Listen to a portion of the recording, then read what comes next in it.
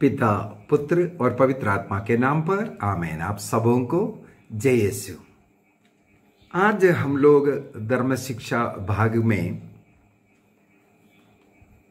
परिवार वृक्ष की जो चंगाइयां होते हैं या पूर्वजों के पाप श्राप से मुक्ति की प्रार्थना, कई जगहों पर इस प्रकार की प्रार्थनाएं होते हैं। और कुछ महीनों पहले एक भाई ने मुझे फोन करके बताया उनके परिवार में कुछ समस्या है और किसी प्रार्थना करने वाले व्यक्ति से उनकी मां ने कांटेक्ट किया और उस व्यक्ति ने प्रार्थना करने के बाद कहा कि आपके घर में बहुत पूर्वजों का श्राप है, इसलिए आपके घर में इस प्रकार का अनहोनी चल रहा है। तो बातचीत में उनके पूर्वजों द्वारा विचार किया, हत्या किया, मूर्ति पूजा किया, ये सब पाप के कारण तुम्हारे घर में बच्चे सब बिगड़ जाएगा, नष्ट हो रहा है, बीमारियां हो रहा है, इसका पीछे का कारण ये है, इसलिए उन पूर्वजों के वो पाप श्राप से मुक्ति के लिए प्रार्थना करना पड़ेगा, ये सब कहा। तो मां ने बड़े आदर भक्ति के साथ वो सब स्वीकार किया और उस भाई ने कहा मैं आपके घर में आकर के वो प्रार्थना करने के लिए और उन तमाम बंधनों से आप लोगों को मुक्ति दिलाने के लिए तैयार हूं। तो उसके लिए उन्होंने कहीं 20-25 हजार रुपया का मांग रखा।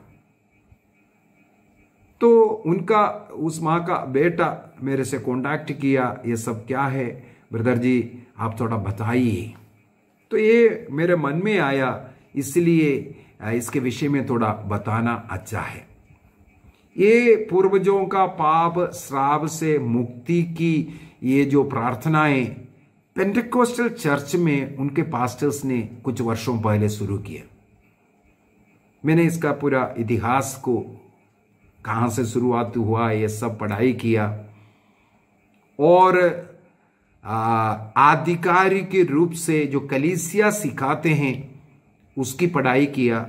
विशेष रूप से केरल के एक बिशप है, सब प्रकार के ऐसे सवालों का सही जवाब उनके द्वारा मिलता है और उन्हीं से मैंने सुना है और अन्य आधिकारिक रूप से सिखाने के लिए जो अधिकारी है उनसे मैंने सुना है, उसके अनुसार ही मैं इसका शिक्षा ये क्लास लूंगा और बाइबल के आधार पर ही है, बाइबल के विरोध में नहीं है।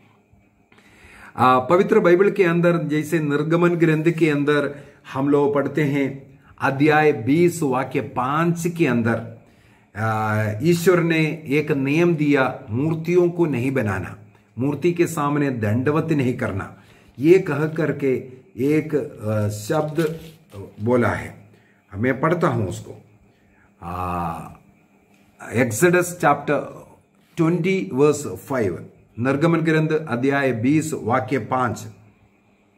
मूर्ति किसी भी मूर्ति नहीं बनाना है, किसी वस्तु कोई चित्र नहीं बनाना, ऐसा वाक्य 4 में लिखा हुआ है। इसके बाद वाक्य 5 में ऐसा लिखा है, उन मूर्तियों को दंडवत कर उसकी पूजा मत करो, क्योंकि मैं प्रभु तुम्हारा ईश्वर ऐसी बातें सहन नहीं करता। जो मुझसे बैर करते हैं मैं 3री और 4थी पीढ़ी तक उनकी संतति को उनके अपराधों का दंड देता हूं। निर्गमन ग्रंथ उसके अध्याय 20 वाक्य 5। किसी देव मूर्ति नहीं बनाना, कोई देवी देवताओं का चित्र नहीं बनाना और उसके सामने दंडवत नहीं करना। जो दंडवत करता है प्रभु उसको सहन नहीं करेगा।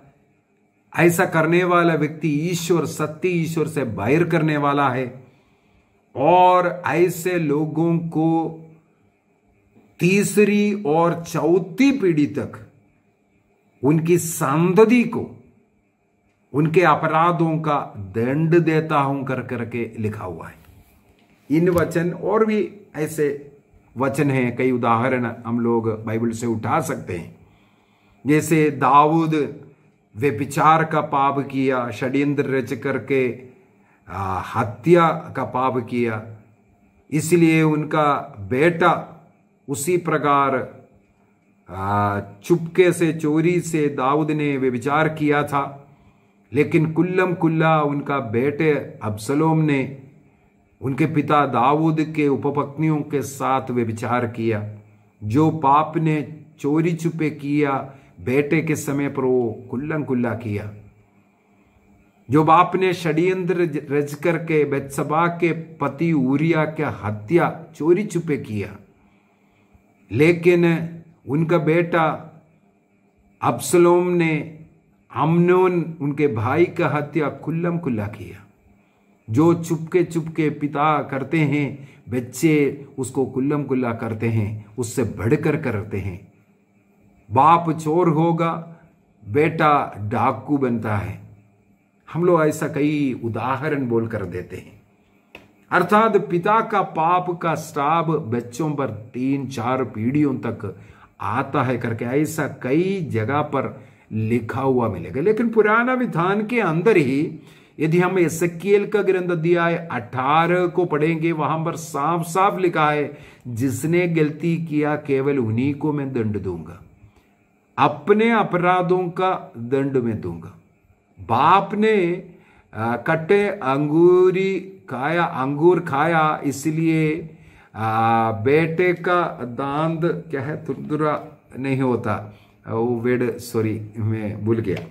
तो इस प्रकार का कई उदाहरण के द्वारा ये समझाया भी है, जो गलती करता है उन्हीं को उसका दंड दूंगा करके पुराना विधान में भी है। लेकिन हम पुराना विधान को इसलिए वहां पर उधर रखते हैं, दोनों लिखा हुआ है। इसको समझने का भी जरूरत है, किसको दंड देगा किसको नहीं दंड देगा। क्या मेरे पापा का, मेरे माता पिता का, मेरे पूर्वजों का पाप गलती का दंड मुझे मिलेगा नहीं मिलेगा? मैं एक जवाब अगर आप मांगेगा मैं बोलूंगा नहीं मिलेगा। आपको अपने माता पिता का पाप का दंड आपको ईश्वर नहीं देगा। क्यों नहीं देगा? पवित्र बाइबल से मैं उसको प्रूफ कर करके आपको बताना चाहूंगा। कैथोलिक कलीसिया का धर्म शिक्षा के अनुसार भी जो पूर्वजों से हस्तांतरित जो पाप श्राप वो किसी बच्चों पर, संततियों पर नहीं आएगा। क्यों नहीं आएगा? कैथोलिक कलीसिया का धर्म शिक्षा ग्रंथ 1263 में 1263 में इसके विषय में लिखा हुआ है। कोलोसियों का पत्र अध्याय 2 वाक्य 11 से यदि 13 तक वचन पढ़ेंगे वहां पर भी, अर्थात जब हम बपतिस्मा ग्रहण करते हैं, प्रभु यीशु मसीह में बपतिस्मा ग्रहण करने का मतलब ही यही हो गया, हमारे जन्म पाप से लेकर के चाहे पूर्वजों से हस्तांतरित होने वाला जो पाप श्राप कुछ भी हो, और मैंने जो गुनाह किया है वो सारे के सारे पाप मेरे बपतिस्मा के द्वारा खत्म किया जाता है, मिट जाता है। कोलोसियों का पत्र गलातियों का पत्र अध्याय 3 वाक्य 27 में लिखा है, इस प्रकार मैं मसीही को, ईसा मसीह को धारण करता।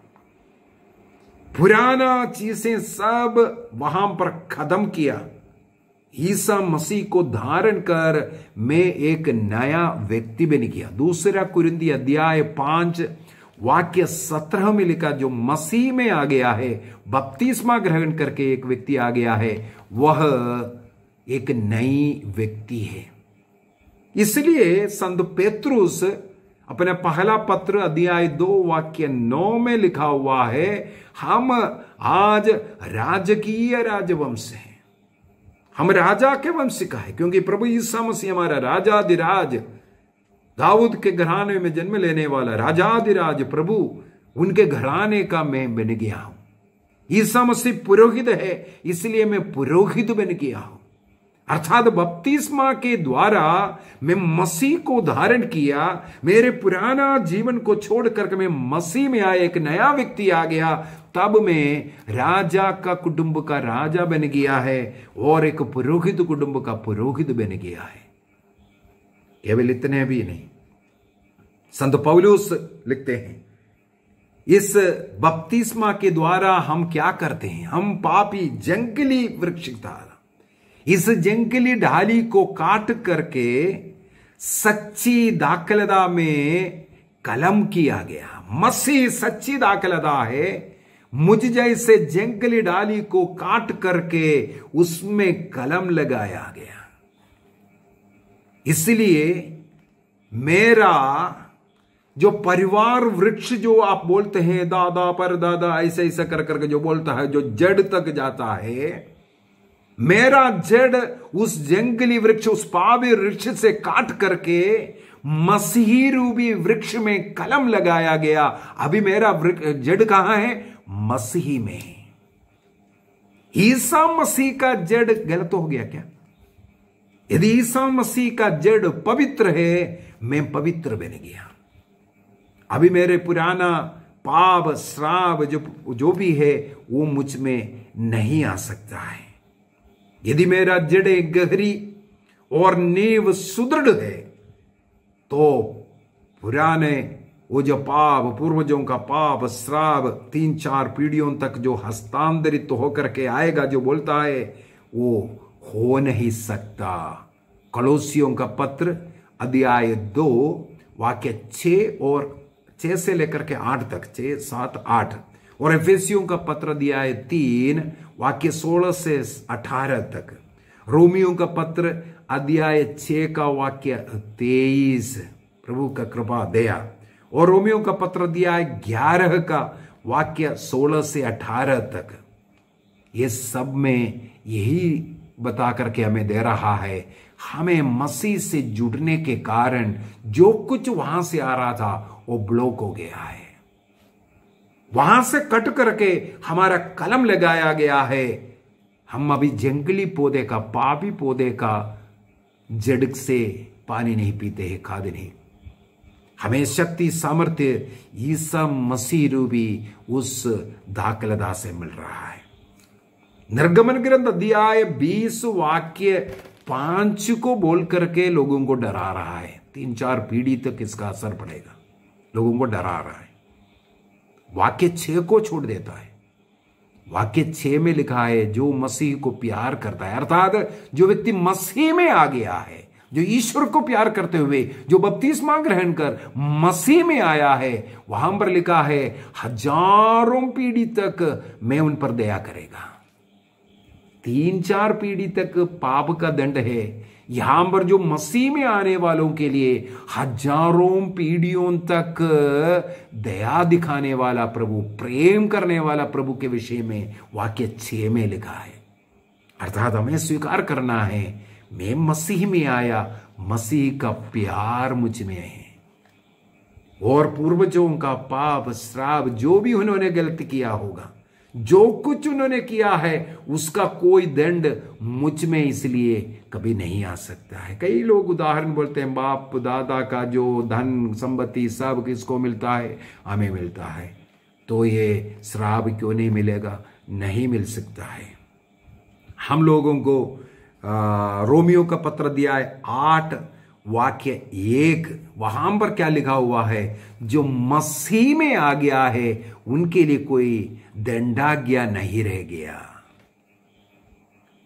जो भी श्राप था, जो कुछ था, नियम का कानून के अनुसार जो भी हमारे खिलाफ था, आज में मसीह में आने के कारण, बपतिस्मा ग्रहण, मसीह के कलीसिया का सदस्य बनने के कारण, कलीसिया से, मसीह के शरीर से जुड़कर रहने के कारण मेरे लिए कोई दंडाज्ञा नहीं रह गया।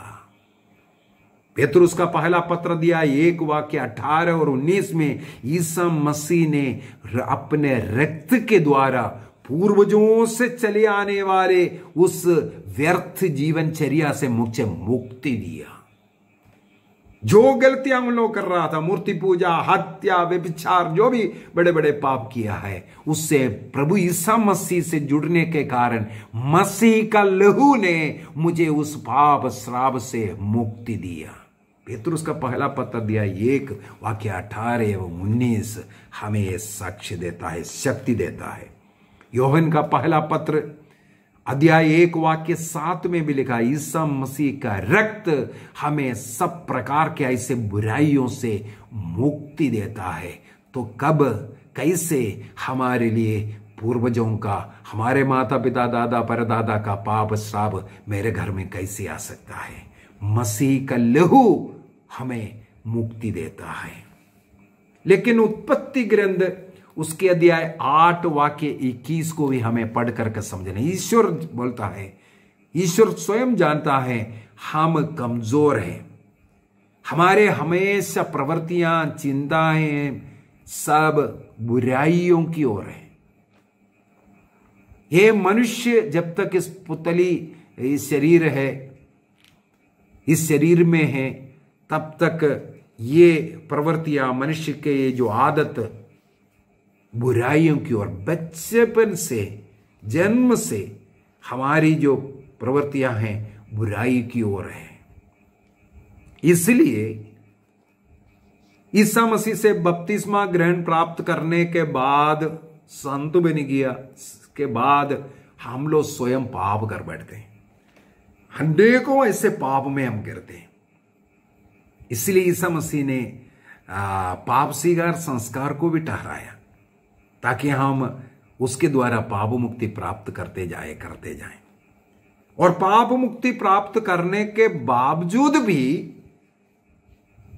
मैंने शोधकाग्नि का क्लास लिया था और दंडमोचन का क्लास ले चुका है। ये दोनों क्लास में मैंने थोड़ा थोड़ा बताया था, हमारा पाप स्वीकार के द्वारा जो नरक जाने वाला जो दंड है उससे मुक्ति मिलता है।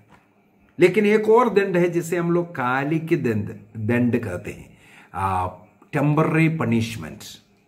इस संसार में रहते वक्त या संसार के बाद जो शोधकाग्नि की अवस्था में हमें उस दंड से गुजरने की जरूरत है। हमारा शुद्धिकरण का उद्देश्य से होता है, उसका कई उद्देश्य है, उसको भी हम लोग मनन चिंतन करेंगे।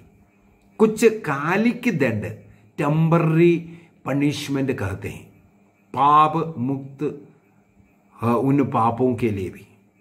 बपतिस्मा के बाद भी कुछ दुख कष्ट हमारे जीवन में रहते हैं।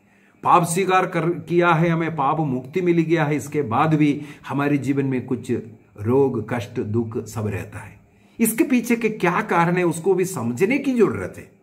क्या ये पूर्वजों के पाप का हस्तांतरित परिणाम है?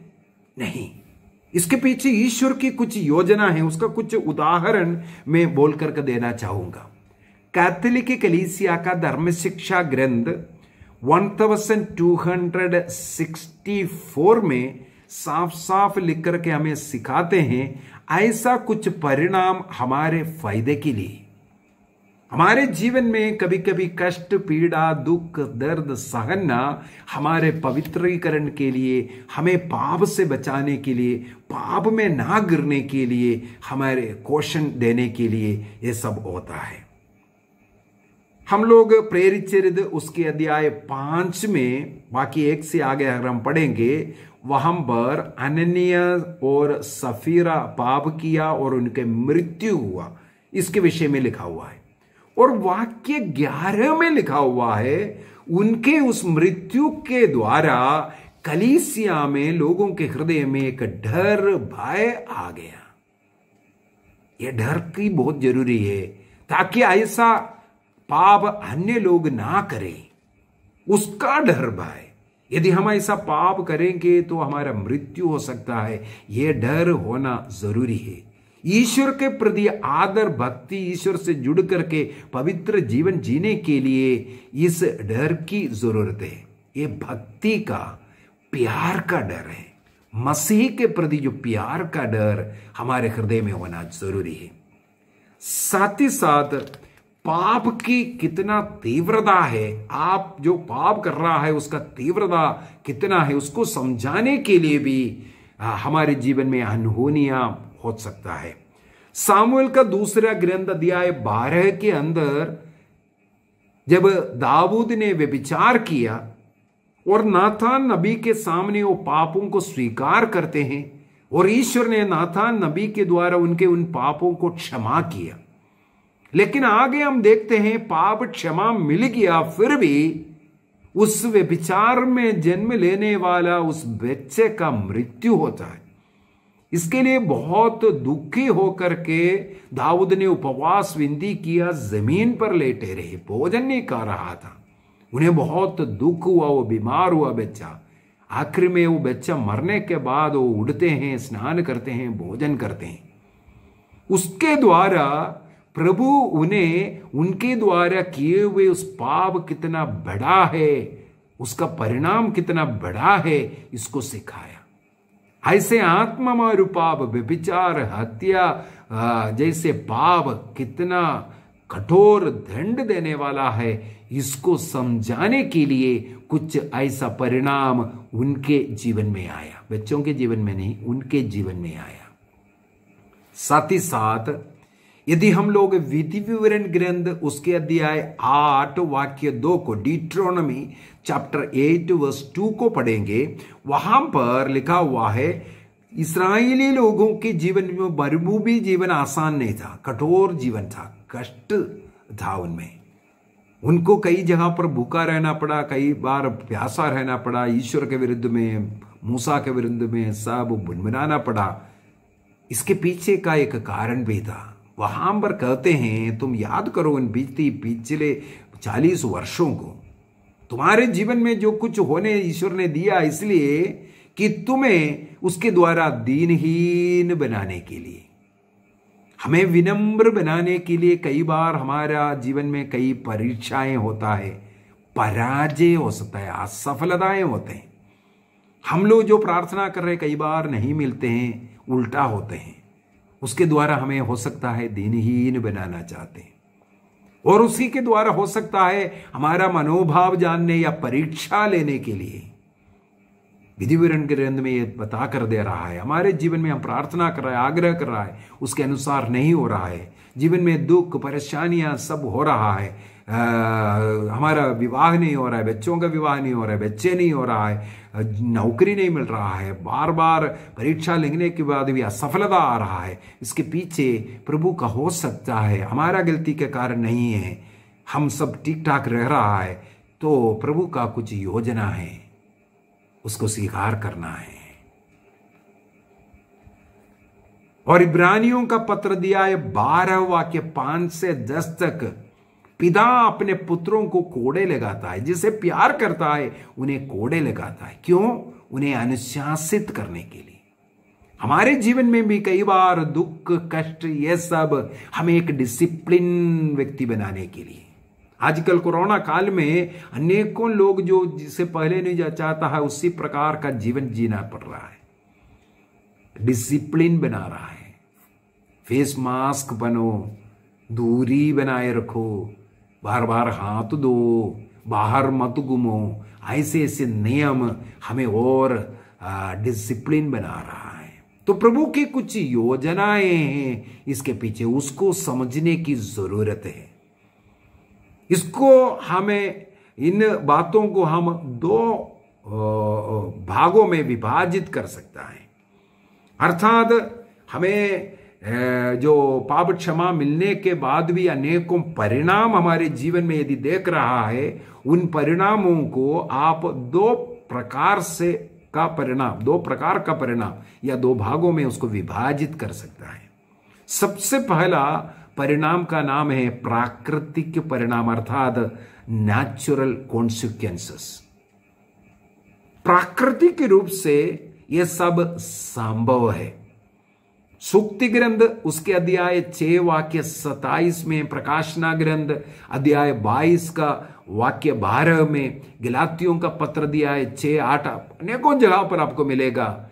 जो मनुष्य जो करता है उसी प्रकार वो लूनता है, जो बोता है उसी प्रकार उसको लूनता है।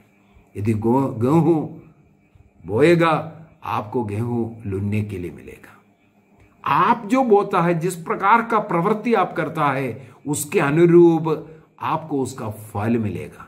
इसलिए हर व्यक्ति का कर्मों का फल उससे भुगतना पड़ता है। यदि अच्छा कर्म कर रहा है तो अच्छाइयां आपके जीवन में आएगा। यदि परेशानियां आ रहा है, आपको उसमें ज्यादा चिंता करने की जरूरत है। प्रभु की कुछ इच्छा है आपके बारे में। दूसरा, उत्पत्ति ग्रंथ उसके अध्याय 5 वाक्य 3 में हम लोग पढ़ते हैं, आदम को ईश्वर ने मनुष्य को अपना प्रतिरूप बनाया। ईश्वर ने अपना अनुरूप, अपने समान मनुष्य को बनाया।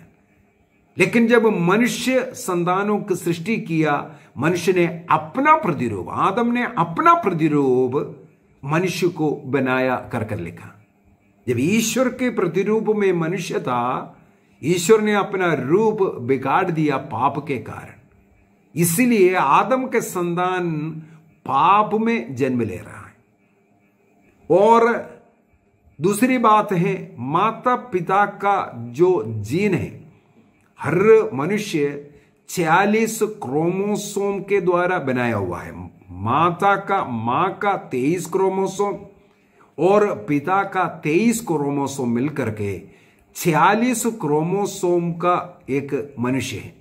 हर मनुष्य में 46 क्रोमोसोम मिलेगा। मां का 23 है और पिता का 23 है। अर्थात मां का स्वभाव, कलर, ढंग, ये सब बच्चे में आ सकता है। मां में कोई ऐसा बीमारी है, उसका जीन के कारण, वो क्रोमोसोम के कारण उस बच्चे में आ सकता है। मैं काला क्यों हो गया, मैं नाटा क्यों हो गया, ऐसा अपने को तिरस्कार करने वाले लोग समझने की जरूरत है। अपने माता पिता का जो क्रोमोसोम बच्चों में आता है, उसको हमें स्वीकार करना है। माता पिता के समान संतान जन्म लेंगे और उनके अंदर कोई ऐसा बीमारी है, वो भी इस जीन के द्वारा, क्रोमोसोम के द्वारा बच्चों में आ सकता है। तो कोई ऐसा बीमारी अगर हस्तांतरित आ गया, वो उनका पाप श्राप का नहीं, ईश्वर ने उनकी सृष्टि ही ऐसा संविधान में किया है। यदि हम लोग प्रवक्ता ग्रंथ सिराक चैप्टर 41 वाक्य 8 से 10 तक पढ़ेंगे, ईश्वर के अनुग्रह आशीष अपने माता पिता के द्वारा संतानों में आते हैं। अब्राहम ने अपने पुत्र इसहाक को आशीर्वाद दिया, इसहाक ने याकूब को, याकूब यूसुफ को। इस प्रकार ये जो आशीर्वाद पीढ़ी दर पीढ़ी चलते रहे, ईश्वर का आशीर्वाद अब्राहम के द्वारा समस्त संसार में लोगों में आते हैं। अर्थात मेरे माता पिता के द्वारा मुझे आशीर्वाद मिलता है। यदि माता पिता पाप करते हुए ईश्वर से कट करके जीवन जी रहा है, अलग जीवन जी रहा है, तो ईश्वर का जो आशीर्वाद माता पिता के द्वारा बच्चों में आना है, उसमें रुकावट आ सकता है। वो आशीर्वाद बच्चों में नहीं आ सकता है। जो ईश्वर का आशीर्वाद माता पिता के द्वारा डायरेक्ट आना था, उसमें थोड़ा सा रुकावट हो सकता है। अगला, पूर्वज लोग अपने माता पिता के जीवनचर्या को देखते हुए जीवन जीते हैं और उसी के अनुसार पाप का जिंदगी हो, मूर्ति पूजा हो, जो माता पिता सिखाया है उसके अनुसार वो जीवन जी रहा है, तो अपने गलती के कारण उसको दंड मिल सकता है। लूकस के सुसमाचार उसके अध्याय 11 वाक्य 49 से 51 तक प्रभु ईसा मसीह का जो शब्द है उसे पढ़ना बहुत ही अच्छा रहेगा। लूकस के सुसमाचार, ईसा मसीह बहुत ही सुंदर एक बात बता करके दे रहा है। वाक्य 39 से,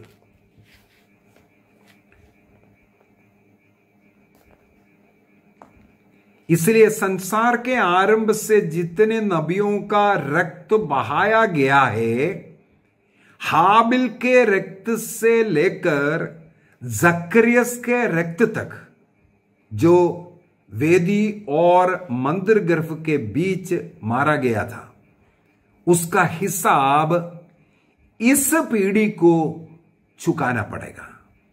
मैं तुमसे कहता हूं उसका हिसाब इसी पीढ़ी को चुकाना पड़ेगा। ईसा मसीह 2 बार इस बात को बता दिया, इस पीढ़ी को इसका हिसाब किताब चुकाना पड़ेगा।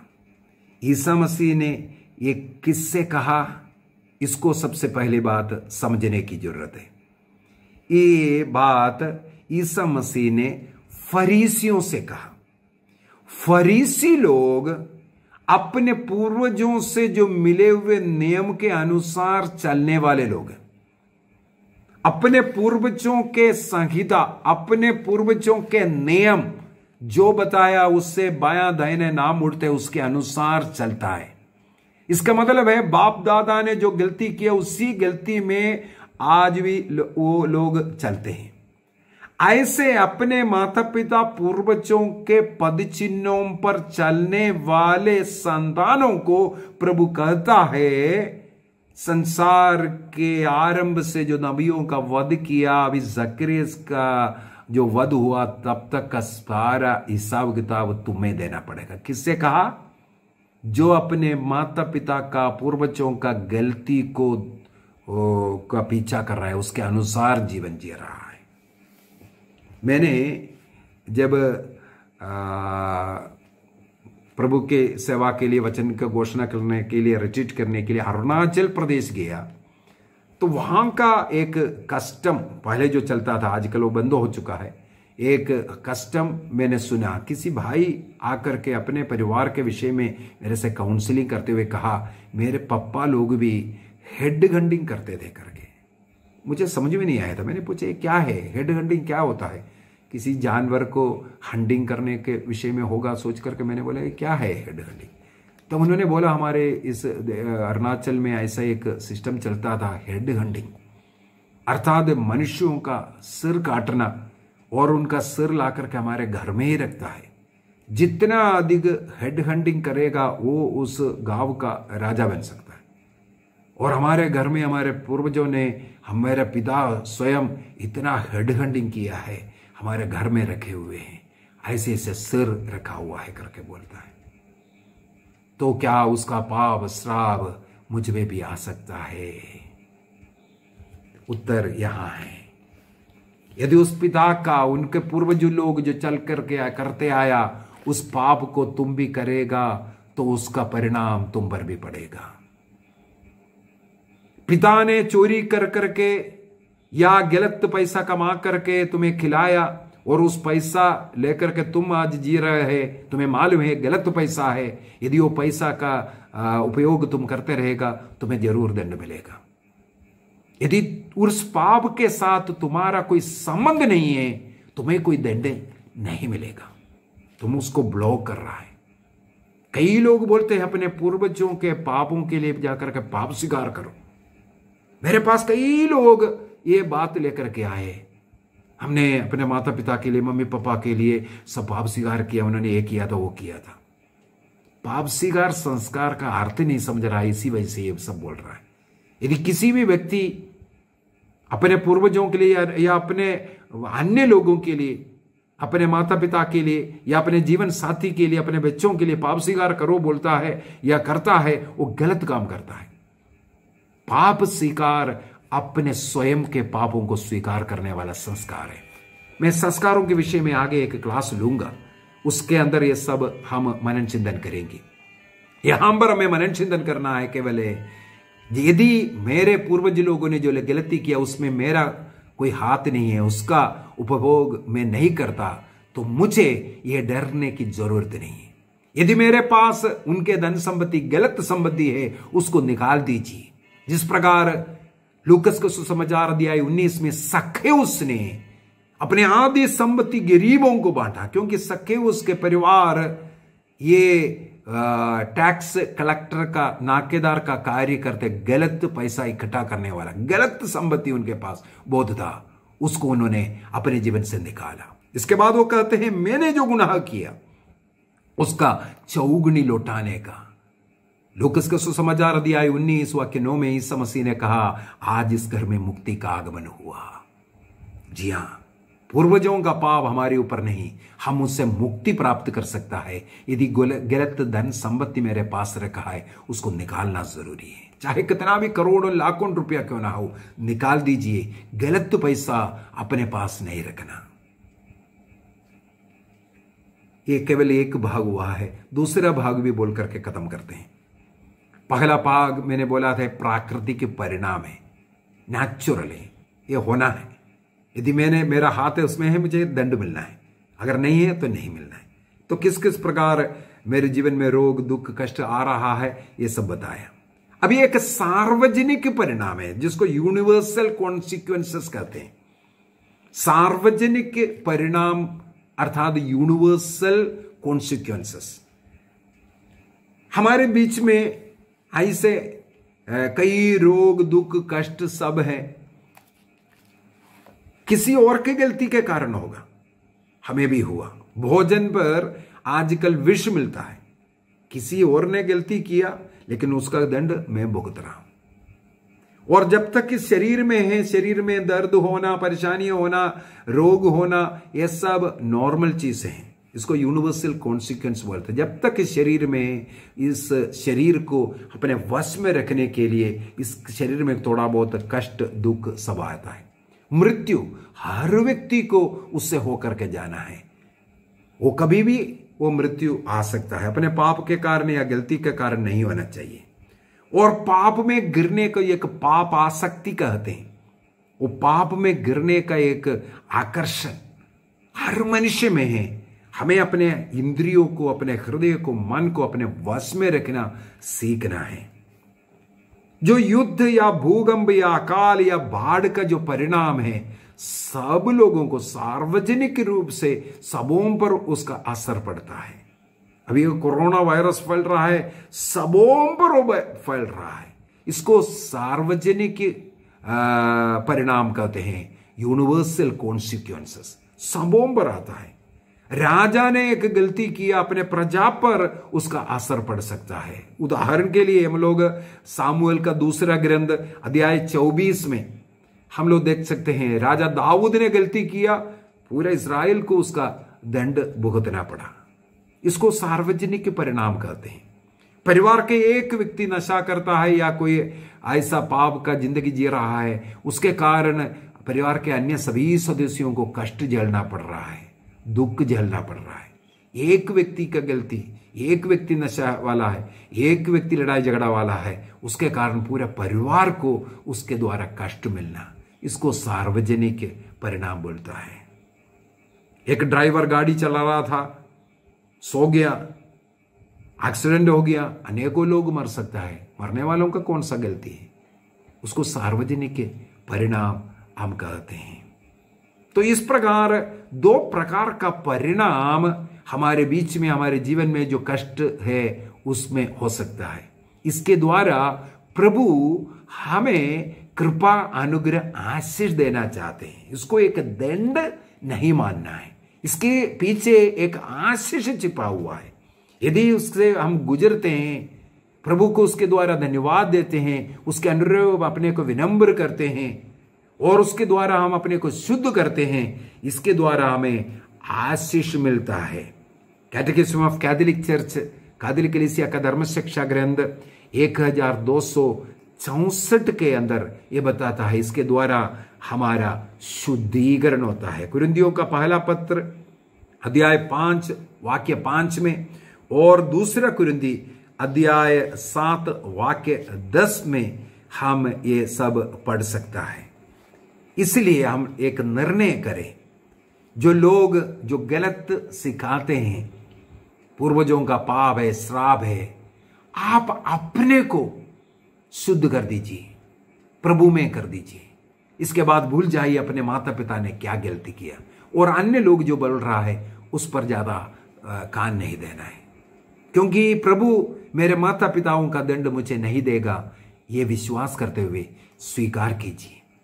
और कलीसिया में परिवार के लिए प्रार्थना करना, परिवार वृक्ष के शुद्धिकरण है, ऐसे ऐसे बोलते हैं। उसका क्या मतलब है? उसका एक ही मतलब है, परिवार जो गलती कर रहा था उससे हम अलग होकर के अपने को शुद्ध करेंगे, कच्चा पाप स्वीकार के द्वारा परम प्रसाद को लिखते हुए और अपने उन पूर्वजों के लिए प्रार्थना करना, प्रभु उन पर दया करे इसके लिए प्रार्थना करना, क्योंकि ये एक पुण्य कार्य है जो कलीसिया आग्रह करते हैं, जो करुणा का आत्मिक कार्य में मृतकों के लिए प्रार्थना करने का एक व्यवस्था है।